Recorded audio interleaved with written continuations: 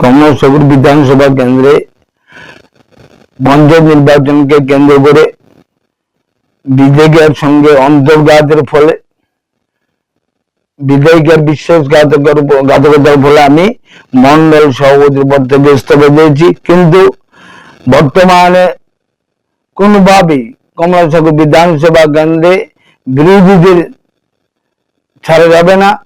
আমার ভারতীয় জনতা পার্টির পঞ্চায়েত গ্রাম পঞ্চায়েত সদস্য পঞ্চায়েত সমিতির প্রার্থী জেলা পরিষদের প্রার্থী যারা হয়েছেন তাদেরকে বিপুল ভোটে জয়যুক্ত করার জন্য ভারতীয় জনতা পার্টির কার্যকর্তা এবং কমলাসাগর বিধানসভা কেন্দ্রের কোন দেবতাদের কাছে নমস্কার জানিয়ে বলছি, আপনারা ভারতীয় জনতা পার্টির প্রার্থীদের জয়যুক্ত করুন এবং আগামী দিনে কমলাসাগর বিধানসভা কেন্দ্রের সংগঠনে যাতে কোনো রকম ক্ষতি না হয় সেই দিক থেকে আমি আপনার চেষ্টা করব।